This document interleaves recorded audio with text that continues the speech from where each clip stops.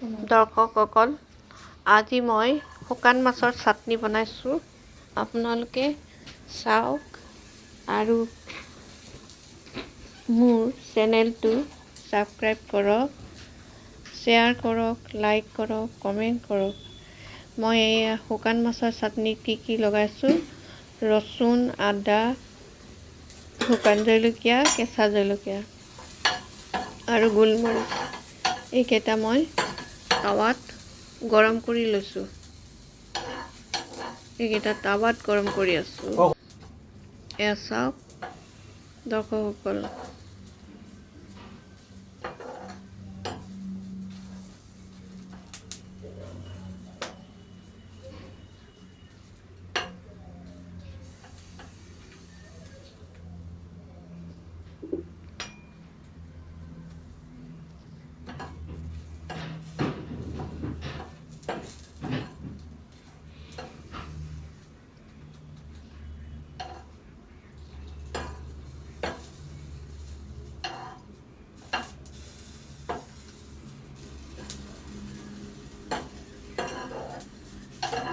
অলপ অলপ গৰম হৈছে।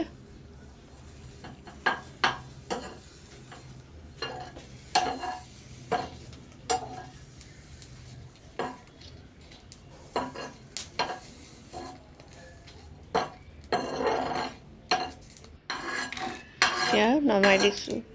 তাৰপিছত মাছখিনি গৰম কৰিম। মাছখিনি মই প্ৰথমতে ঠাণ্ডা পানীৰে ধুই লৈছিলোঁ। তাৰপিছত গৰম পানীত অলপ তিয়াই ৰাখিছিলোঁ। তাৰপৰা এতিয়া গৰম পানীৰ পৰা টুকি এতিয়া মাছখিনিও গৰম কৰি লৈছোঁ।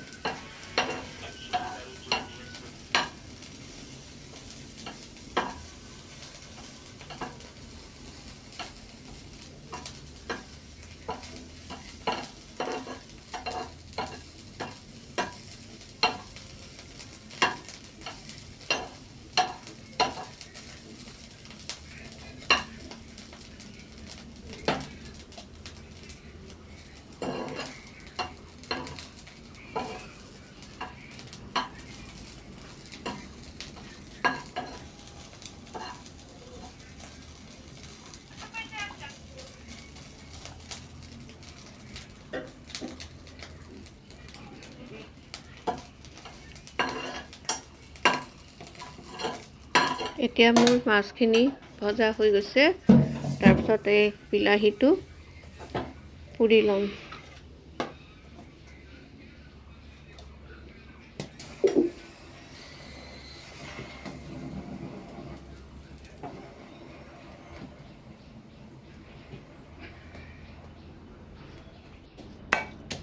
এতিয়া বিলাহীটো পুৰা হ'ব গ'ল।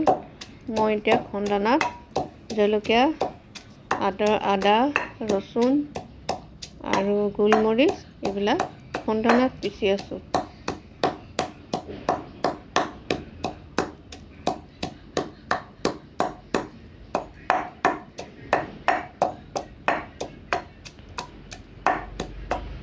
এইখিনি গুড়ি হ'বলৈ ধৰি আছে।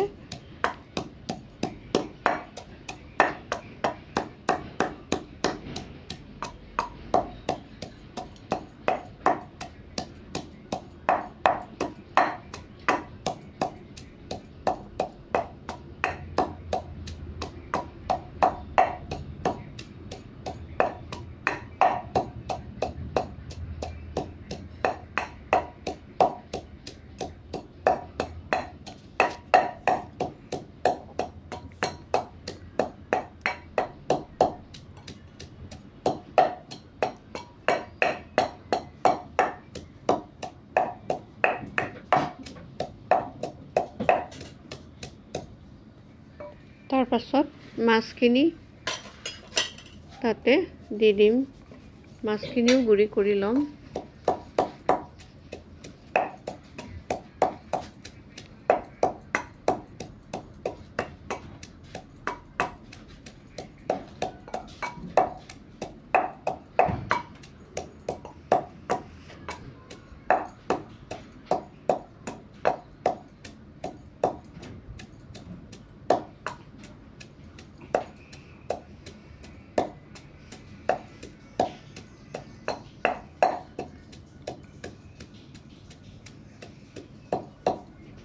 তাৰপিছত বিলাহীটো বাকলি গুচাই মিহিকৈ কাটি ল'ম।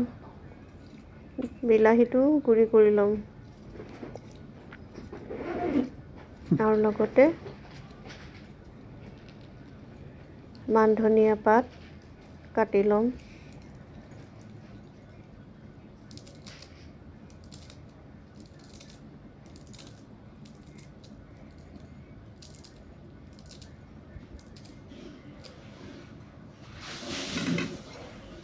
এতিয়া এইখিনি গুড়ি কৰি ল'ম।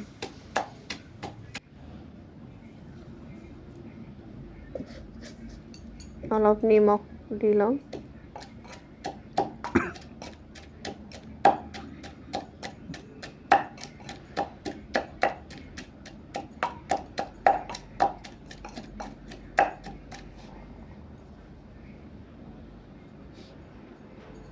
এতিয়া মোৰ মাছখিনি গুড়ি কৰা হৈ গৈছে।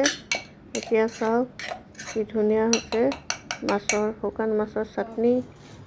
এতিয়া মই থালিখনত ধুনীয়াকৈ সজাই দিছোঁ। তাত আকৌ মই মান ধনিয়া পাত সৰু সৰুকৈ কাটি দিছোঁ।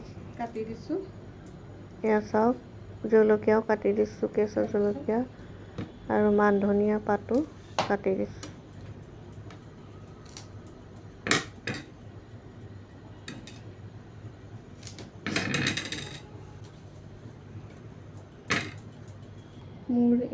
এয়া চাওক, মোৰ মাছৰ চাটনিখিনি হৈ গ'ল। শুকান মাছৰ চাটনি বনাই খাব আৰু মোৰ এই চেনেলটো দেখি ছাবস্ক্ৰাইব কৰিব, শ্বেয়াৰ কৰিব, লাইক কৰিব, কমেণ্ট দিব। মোৰ চেনেলটো আপোনালোকে ছাবস্ক্ৰাইব কৰিব। এয়া মোৰ শুকান মাছৰ চাটনি।